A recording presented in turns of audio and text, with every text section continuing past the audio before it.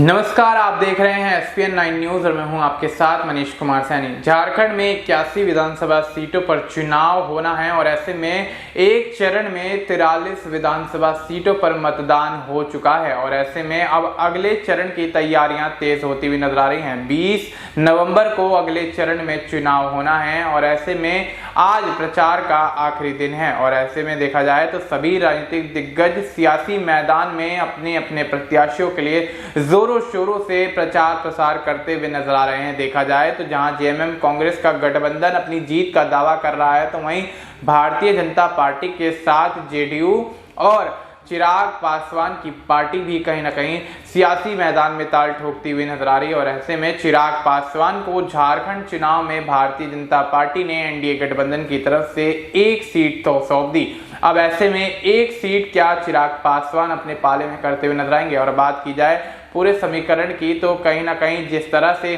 JMM और कांग्रेस अपनी जीत का दावा करते हुए नजर आ रहे हैं, क्योंकि जेएमएम और कांग्रेस की ही सरकार इस वक्त झारखंड में सुचारू रूप से चलती हुई नजर आ रही है, तो अब कहीं ना कहीं जेएमएम और कांग्रेस का पलड़ा भारी होता हुआ नजर आ रहा है। तो वहीं एनडीए गठबंधन में कहीं ना कहीं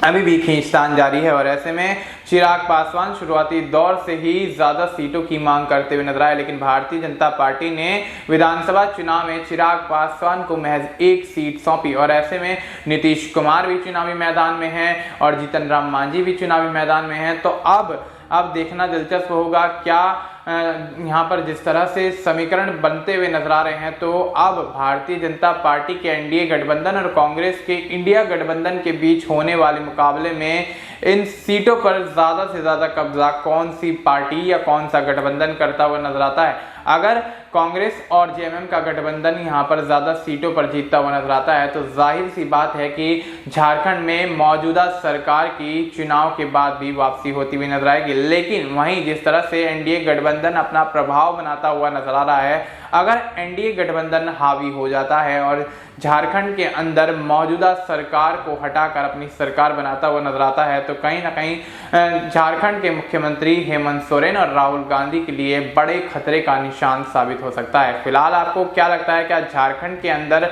मौजूदा सरकार की वापसी होगी या फिर नए समीकरण के तहत एनडीए गठबंधन की जीत होती हुई नजर आएगी? इस पर आप अपनी राय हमें कमेंट करके बता सकते हैं। बाकी देश और दुनिया से जुड़ी तमाम जानकारी के लिए आप देखते रहिए SPN 9 न्यूज।